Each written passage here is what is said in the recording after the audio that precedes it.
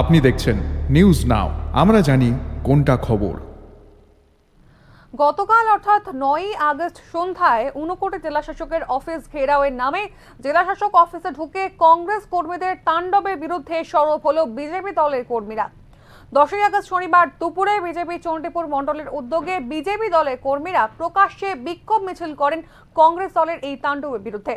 বিক্ষোভ মিছিলে উপস্থিত ছিলেন বিজেপি ত্রিপুরা রাজ্য কমিটির সদস্য বিমল কর, বিজেপি চণ্ডীপুর মণ্ডলের সভাপতি শ্যাম কুমার সিনহা, বিজেপি কৈলাসহর মণ্ডলের সভাপতি সিদ্ধার্থ দত্ত, মহিলা মোর্চা চণ্ডীপুর মণ্ডলের সভাপতি শিলু দেবনাথ, বিজেপি নেতা অজয় দেব, দুলাল দাস সহ আরো অনেকে। এই মিছিল কেমন হয়েছে এক ঝলক দেখব।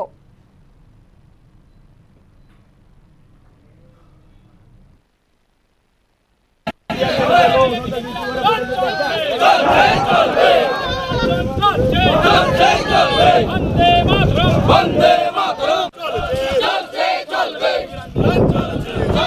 চলবে চলবে হায় হায় হায় হায় হায় হায় হায় হায় হায়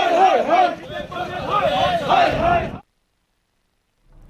এদিন দলীয় সভায় বক্তব্য রাখতে গিয়ে বিজেপি ত্রিপুরা রাজ্য কমিটির সদস্য বিমল কর জানান, গতকাল অর্থাৎ 9ই আগস্ট সন্ধ্যায় ঊনকোটি জেলা কংগ্রেসের পক্ষ থেকে ঊনকোটি জেলার জেলাশাসকের অফিস ঘেরাওয়ের নাম করে অফিসের ভেতরে ঢুকে অফিসের জিনিসপত্র ভাঙচুর করে এবং কেন্দ্রীয় বাহিনী এসএসবি জওয়ানদের ওপর আক্রমণ করা হয়।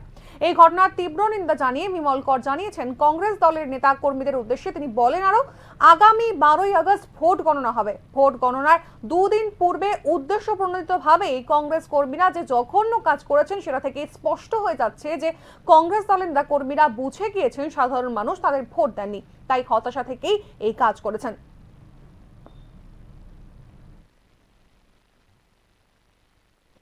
সর্বত্রভাবে আমরা রুখে দাঁড়াবো। আমরা কোনোভাবেই আপনাদের সেই অন্যায় আমরা মেনে নেব না, রাষ্ট্রবিরোধী চক্রান্ত আমরা মেনে নেব না।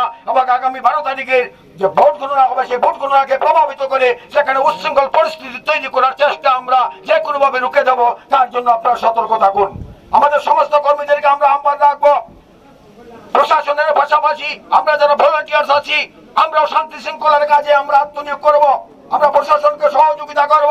যারা প্রশাসনের বিরুদ্ধে, শান্তি শৃঙ্খলার বিরুদ্ধে যারা কোন রকমের অ্যাক্টিভিটিস করবে আমরা তাকে যে কোনোভাবে আমরা সেটা মোকাবেলা করার জন্য আমরা সবাইকে প্রস্তুত থাকার জন্য সলিলবদ্ধভাবে আবেদন জানাচ্ছি। ধন্যবাদ।